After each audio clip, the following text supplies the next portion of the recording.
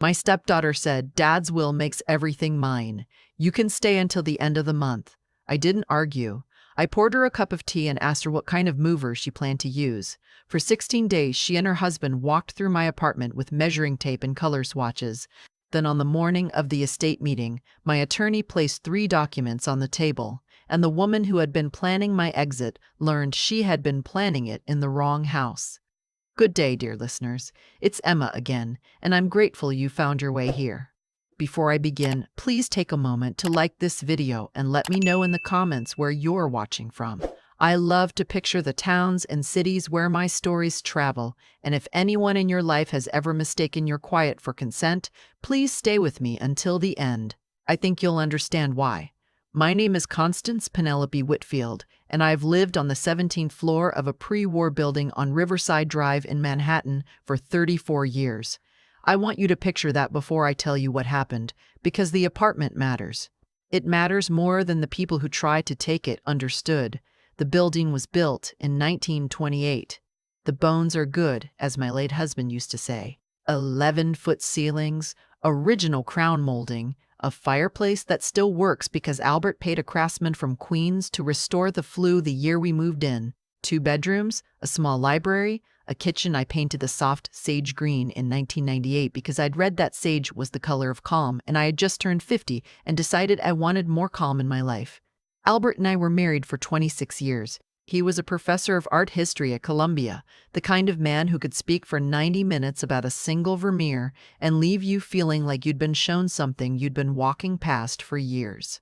He had been married once before me, briefly in his late 20s, to a woman named Margaret, who lived now in Connecticut and who had stopped speaking to him decades before we ever met. They'd had 1 daughter together, Whitney, who was 11 when Albert and I married, and who came to us every other weekend and most of the summer. I want to be honest about Whitney from the beginning, because honesty is the only currency I have left in this story. I tried with that girl. I tried in the way you try when you know a child is not yours and never will be, but you also know she is a child, and children deserve patience and warmth, and someone who notices what they leave on their plate. I learned that she didn't like onions. I learned that she was afraid of thunder until she was almost 15. I learned that she loved horses in the abstract, but had no real interest in being around one. I bought her a leather-bound journal for her 16th birthday because she had mentioned in passing that she wanted to be a writer.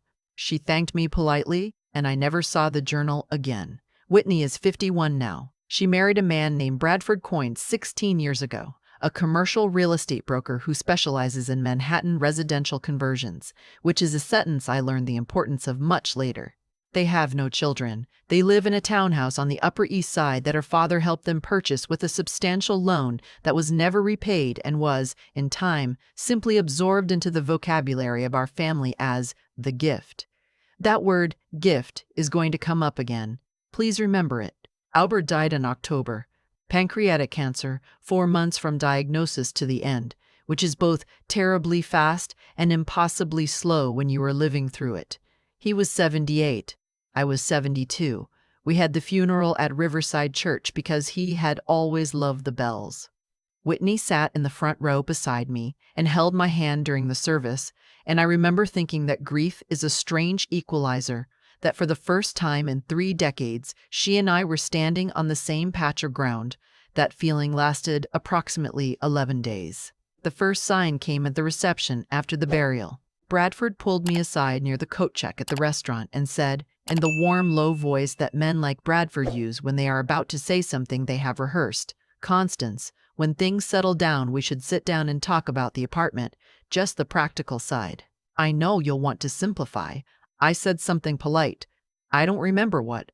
I remember that he was holding a glass of red wine and that the rim of the glass had a small lipstick mark that wasn't mine, and I thought, distantly, that someone had drunk from his glass and he hadn't noticed.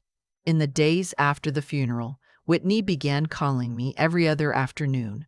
She had never called me every other afternoon in her life. She called to check in, she said. She called to see if I was eating. She called to remind me that grief was hard on the body, and that I should be sleeping enough, and that she was worried about me. And each call ended with some small, careful question. Had I spoken with Albert's attorney yet? Did I know where the deed to the apartment was kept? Had I thought about whether I'd want to stay in such a large space alone? I am not a stupid woman. I have never been a stupid woman. I have a master's degree in library science from Pratt, and I worked for 41 years at the New York Public Library, the last 14 of those years as a senior research archivist in the Manuscripts and Archives Division. I have spent my professional life reading documents that other people thought were unreadable. I know what a paper trail looks like when someone is building one. But grief is its own kind of fog, and for the first 2 weeks after Albert was gone, I let myself float in it. I did not push back on Whitney's calls. I answered her questions vaguely and let her draw her own conclusions, and I think she drew the conclusion that I was easy to manage, which suited me just fine, though I did not know yet exactly what I would do with that suiting. Then came the Sunday afternoon visit. Whitney and Bradford came uptown together, which they had not done in years, and they brought a large bouquet of white lilies, which I happen to dislike intensely because they remind me of funerals, which I had recently had quite enough of. I put them in water anyway, in the kitchen, where I would not have to look at them. We sat in the living room. Whitney had brought a folder. I noticed the folder immediately, and I noticed that she set it down on the coffee table with the careful placement of a person who has practiced setting it down. She made small talk for perhaps 4 minutes. Then she leaned forward and said, "Constance, I've been talking with Daddy's lawyer." That word, Daddy. I want to be clear that Whitney had not called Albert Daddy since she was perhaps 14. For 37 years he had been Dad to her, sometimes Father when she was being formal. The reappearance of Daddy in her vocabulary that afternoon was, I knew immediately, theatrical. She was performing the role of grieving daughter for an audience that consisted of me and possibly herself. She told me she had been going through Albert's papers, that as his only biological child, she had a responsibility to handle his estate properly, that I shouldn't have to think about any of it during such a difficult time. She told me, and here I watched her face very carefully, that the will was straightforward, that Albert had always been clear with her, that the apartment, which had belonged to his family before our marriage, would pass to her upon his death, and that I would, of course, be welcome to stay until I found a suitable, smaller arrangement. Bradford added, with the tone of a man rounding out a sales pitch, that they had already been in touch with a few wonderful places downtown, senior residences with full amenities. He said the word amenities the way other people say the word amen. I asked calmly whether they had a copy of the will with them. Whitney said, "Oh no, the lawyer had the original, of course. But she had spoken with him at length, and she wanted me to know that she was going to be reasonable about the timeline. She said the end of the month, which gave me 43 days, would give me plenty of time to pack. I asked what the lawyer's name was. She said, Howard Penn something. She could never remember, but he was Daddy's lawyer of many years, and she had complete confidence in him. I nodded. I asked if they wanted tea. They said they did. I went to the kitchen and I put the kettle on, and I stood with my hands flat against the sage-green wall, and I felt the cool of the paint against my palms, and I thought very clearly, the way I had not been able to think for 2 weeks. They are lying to me. About the will. About the lawyer. About all of it. Because Albert had not had a lawyer named Howard. Albert had had a lawyer named Yale Margolis Bremen, a woman in her 60s with an office on West 57th Street, and Albert had reviewed his estate plan with her every 3 years for the entire duration of our marriage, and I had been present at the last 3 of those reviews. I knew the disposition of the apartment because I had signed papers in Yale's office 12 years ago that made it explicitly clear. The apartment, which Albert's mother had purchased in 1960 and which had passed to Albert upon her death in 1991, had been transferred into a joint tenancy with right of survivorship between Albert and me in 2013. It was, upon his death, automatically and entirely mine. Not by will, not by probate. By the simple operation of the deed itself. I carried the tea tray back into the living room. I poured for both of them. I asked Whitney quite gently what kind of movers she planned to use. She blinked. She had not expected the question. She recovered and said something vague about Bradford handling the logistics. I said how thoughtful. I said that I supposed I should start sorting through things.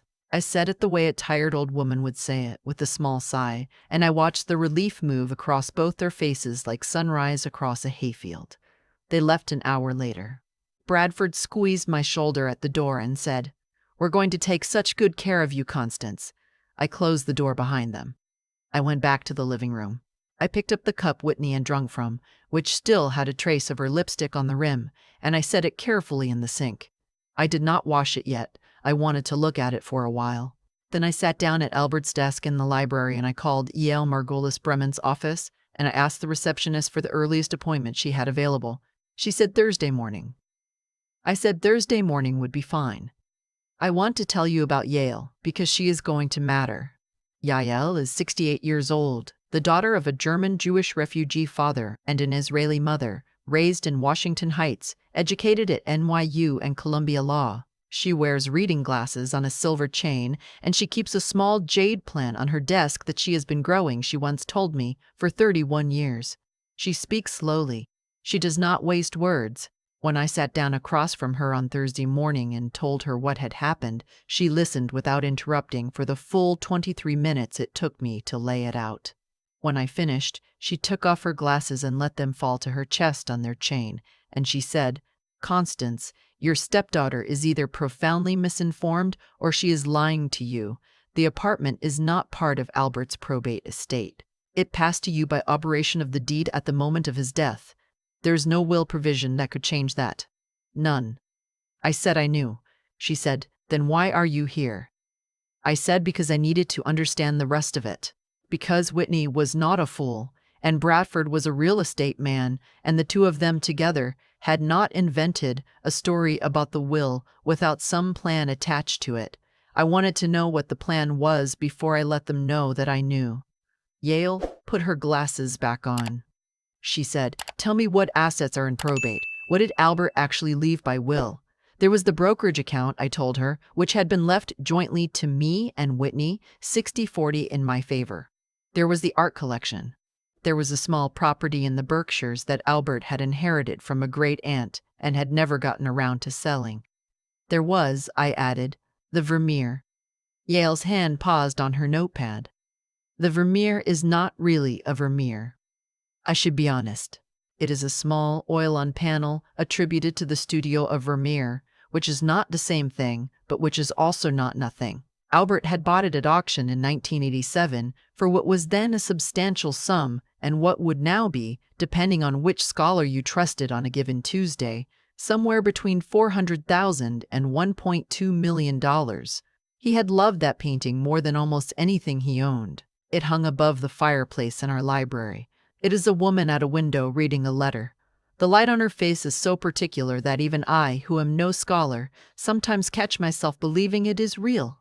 Yael wrote down studio of Vermeer. She wrote down the Berkridge. She wrote down the Berkridge. She wrote down the Berkridge. She said, "Constance, walk me through this. If your stepdaughter believes the apartment is hers, then she believes the apartment is part of her father's estate, which means she believes the apartment will be valued and counted as part of what passes through the will, which would substantially change the calculation of what each beneficiary receives from the remaining estate." I had not gotten there yet. I sat with it. Yael said, "If the apartment, which is worth approximately what, 3 million, 4 million in today's market?" I said closer to 4. She said, "If a $4 million apartment were counted into the estate, the proportional distribution of the rest of it, the brokerage and the art and the Berkshires property, would be calculated very differently. Your stepdaughter is not just trying to take the apartment. She is trying to establish that the apartment was part of her father's testamentary estate so that she can argue for a much larger share of everything else." I felt very still. Yael said, "Have they asked you to sign anything yet?" I said no. She said, "They will." We worked through the afternoon. Yael called Albert's actual estate file up from her records and we went through it page by page. She showed me the deed from 2013 with both our signatures, notarized, recorded with the New York City Department of Finance. She showed me Albert's will, which was simple and clear and made no mention of the apartment because the apartment had not been his to give. She showed me a letter from Albert dated 2018 that I had never seen, a letter that he had written to be read in the event of his death, addressed to Whitney. I asked if I could read it. Yale said it was for Whitney, not for me, but that she would tell me what it said in essence. It said, in essence, that Albert loved his daughter, that he hoped she would understand the choices he had made about his estate, and that he wanted her to know that Constance had been his partner in every meaningful sense for over 2 decades, and that the home they had built together belonged to Constance now, and that he hoped Whitney would honor that, not as a legal matter, but as a moral one. I sat for a moment with the fact that Albert had known. He had known what Whitney might do. He had written this letter 5 years ago, in case. I did not cry in Yale's office. I cried later, in a cab heading uptown, in the kind of quiet way that doesn't make the driver uncomfortable. I had Yale draft a letter to Whitney that we did not send. It outlined the legal facts of the apartment.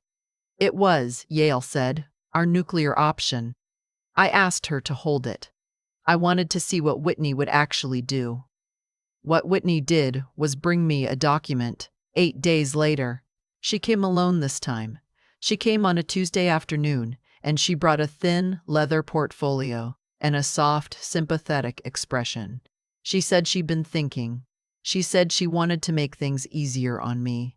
She said that Bradford had spoken with an estate attorney, a friend of theirs, who had suggested that the cleanest way to handle the transition would be for me to sign what she called a simple acknowledgement of the will's terms, so that everything could be processed quickly through probate without my having to be bothered.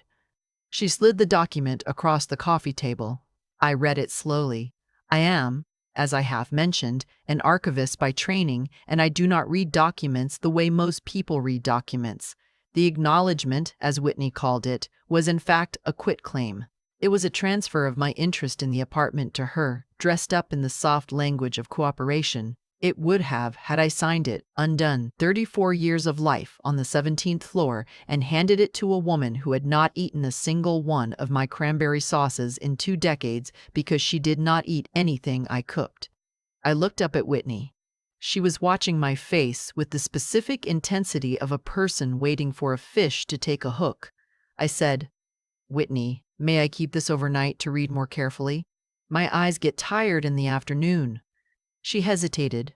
She said, of course, but could I sign it by Thursday because Bradford wanted to get things moving? I said Thursday would be fine. She left. I called Yale. I described the document.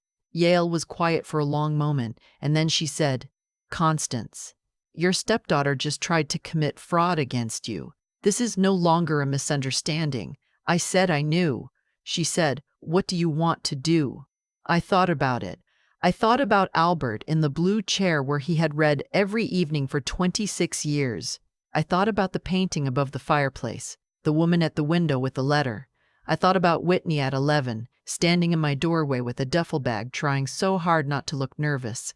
I thought about the leather journal I had given her for her 16th birthday, the one she had thanked me for, politely and never used. I said, "I want to let her do it." Yale said, "I beg your pardon." I said I wanted to let her bring the document to her attorney. I wanted her to bring it to a meeting. I wanted Bradford there. I wanted the friend who was an estate attorney there. I wanted the whole performance to assemble in one room, and then I wanted her to learn in front of all of them what the deed had said for 12 years. Yael looked at me over her reading glasses. She said, "Constance, that is theatrical." I said yes. She said, "It's also strategically excellent. It will create a witnessed record of the attempted fraud that we may find useful later." I said I had not thought of it as strategic. I had thought of it as necessary. The meeting was set for the following Wednesday at the offices of an estate attorney named Reginald Trask, downtown, who was, Yale told me after she'd looked him up, a competent enough lawyer, but not someone who would have run an independent verification on the apartment's deed because Whitney would have told him she had personal knowledge of the property status. Reginald, like the rest of them, would have taken the daughter's word.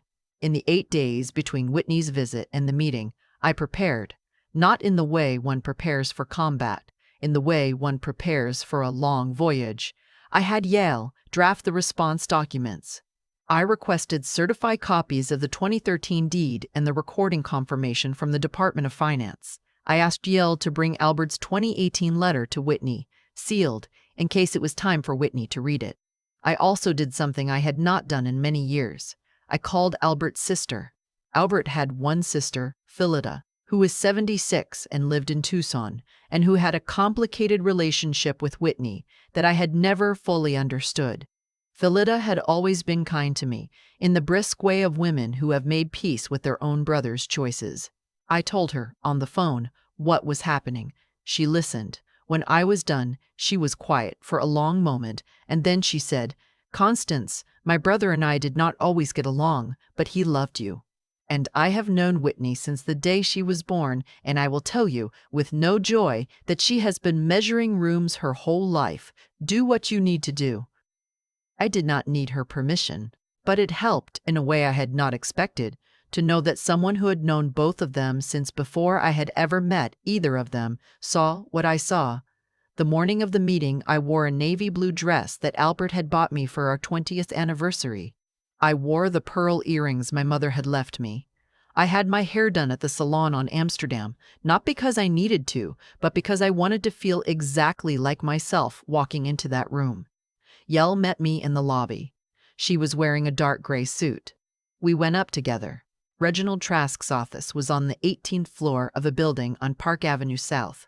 The conference room had a long table and uncomfortable chairs and a view of a brick wall across the air shaft. Whitney and Bradford were already there. So was Reginald.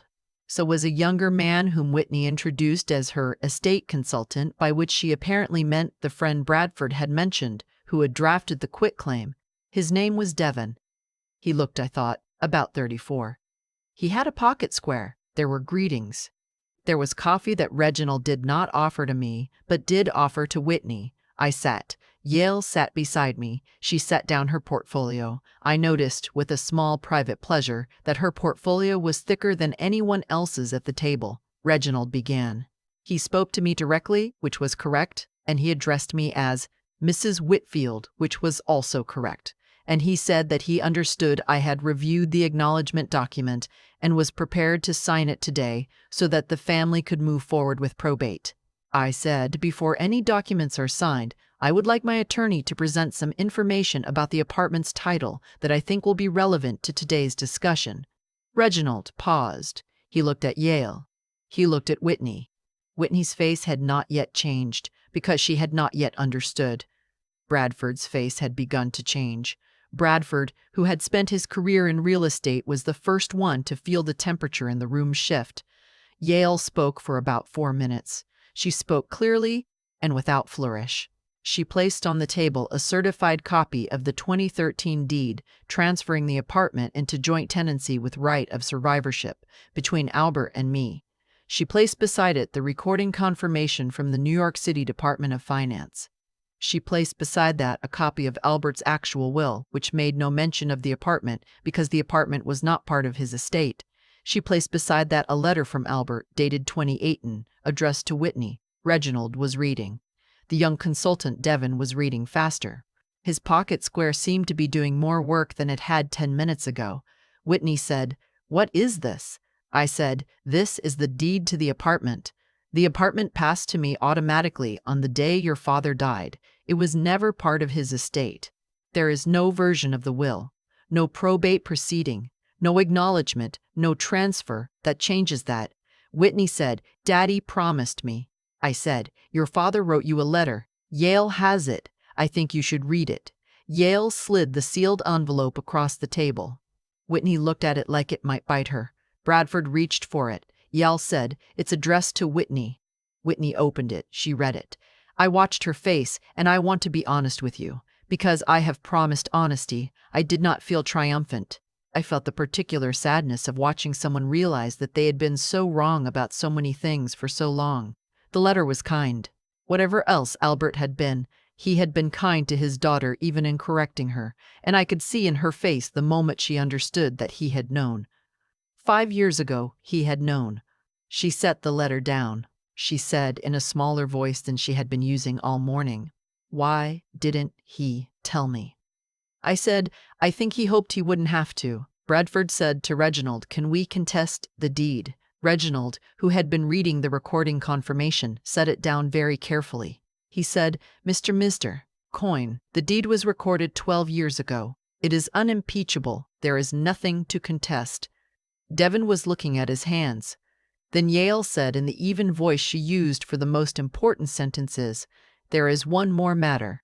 The document Mrs. Coyne presented to my client last Tuesday requesting her signature on what was described as an acknowledgement of the will's terms was in fact a quitclaim deed. Its presentation under false pretenses to a recently widowed 72-year-old woman with documented intent to defraud her of a $4 million property is a matter we are prepared to address through additional channels if necessary. The room got very quiet. Yale continued. We are not at this time pursuing those channels. My client has asked me to make that clear, but the documents from last Tuesday are in our possession, properly preserved and remain available. She did not say the word evidence. She did not have to. Whitney looked at me. Her eyes were full of something I had not seen on her face in 30 years. I think it was shame. I am not sure. I have stopped trying to read her face the way I once did. I said, Whitney, the apartment is mine. It has been mine since the day your father and I signed that deed in 2013. Your father loved you, and he wanted you to have what he could give you. The brokerage account, the Berkshires, your portion of his collection, that is yours. The apartment was never going to be. He hoped you would understand that without needing to be told. Whitney said, I'm sorry. I said, I believe you are. I also believe you would not have said it if today had gone differently. She did not answer that. There was nothing to answer. The meeting ended without anything being signed. Reginald walked us to the elevator with the careful courtesy of a man hoping not to be remembered. Yael and I rode down together. On the sidewalk outside, the February sun was thin and cold, and the city was doing its ordinary Wednesday thing, and I stood for a moment and felt my shoulders come down from where they had been for 3 weeks. Yael said, Are you all right? I said I would be. She said, What do you want to do about her? I said I wanted to think about that for a while. Here's what I did over the following months. I had Yale draft a new will. The brokerage account distributions would proceed as Albert had directed, because they had been his decision and I had no quarrel with them. The Berkshires property went to me by joint title, and I sold it that summer to a young couple from Hartford who wanted to raise chickens. I gave half of what I made on the sale to the New York Public Library's Manuscripts Conservation Fund, and the other half to a scholarship at Pratt for older students entering library science. The apartment I left in trust. The trust names as its remainder beneficiary the Studio Museum in Harlem, which Albert had served on the board of for 11 years and which had meant more to him than almost any institution in his life. Whitney is not in my will, not because I am angry. I am not angry anymore, most days. She is not in my will because what she tried to do told me, finally, what she had been telling me for many years in smaller ways, that I was, in her accounting, a placeholder. And the dead do not need to keep paying placeholders. I kept the Vermeer, or what we call the Vermeer. I had it appraised by the curator of European paintings at the Metropolitan, an old colleague of Albert's, who told me, between us, that the attribution was probably stronger than the scholarship currently acknowledged, and that I should never let anyone tell me otherwise. It hangs above the fireplace where Albert hung it in 1987. I sometimes sit in the library in the evening and look at the woman at the window with her letter, and I think about what she might be reading. I never used to wonder. Now I do. Whitney wrote me a letter in the spring, a real letter, on paper, handwritten. She did not ask for anything. She wrote about her mother, about her father, about herself, about things I had not known and some I had suspected. She wrote that she was beginning therapy and that she did not expect anything from me, and that she only wanted me to know that she was sorry, more than she had said in Reginald's office, more than she could say in person. I read the letter twice and put it in the drawer of Albert's desk where I keep the things I have not decided about. Bradford, I am told, no longer lives in the townhouse on the Upper East Side. The marriage did not survive the spring. I do not know the details, and I have not asked for them. The townhouse, I understand, was always more his than hers, in the way these things go. I did not move. I have not moved. I am 73 years old, and I live on the 17th floor of a pre-war building on Riverside Drive, and I have begun, this past autumn, taking a class on the history of Dutch portraiture at the New School on Tuesday evenings.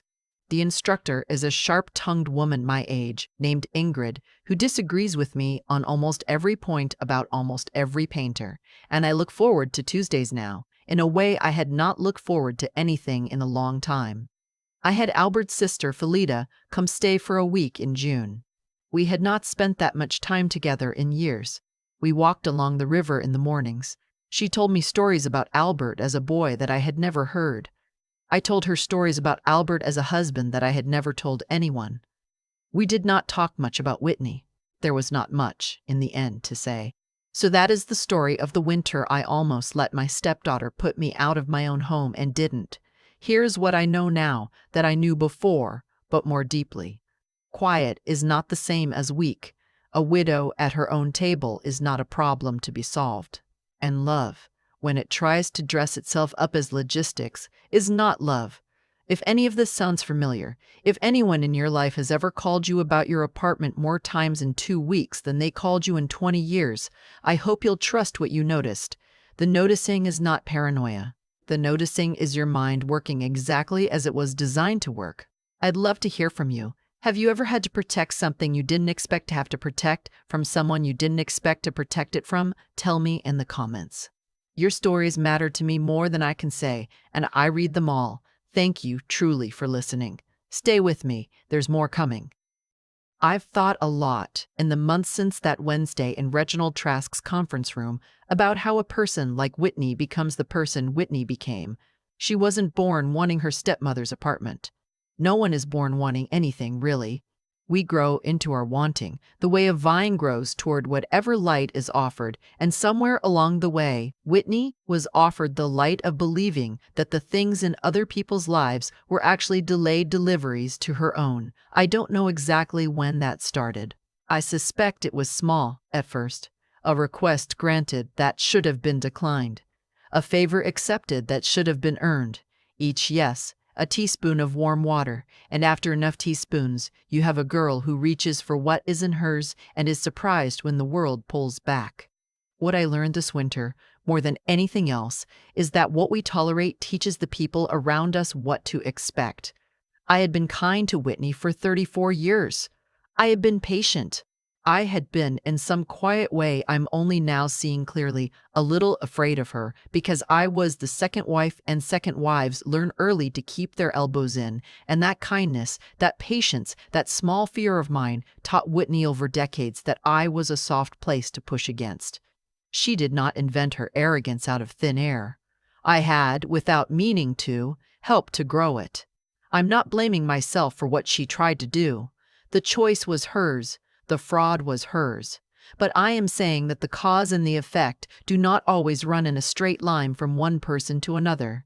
Sometimes the cause runs in a slow spiral, decades long, between two people who never quite said what they meant to each other. The thing I'm trying to grow in myself now, at 73, is a steadier kind of strength. Not the loud kind, not the angry kind. The kind that knows the deed is in the drawer, and the lawyer is in her office, and the woman in the mirror has been paying attention all along. Whitney mistook my quiet for absence. She mistook my patience for permission.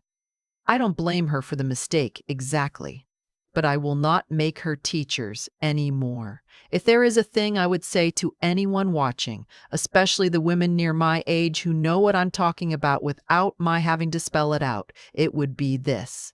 Pay attention to what someone does when they think you aren't watching. Read the documents yourself. Learn the names of your own lawyers. Keep your own counsel until you have something to say that you mean.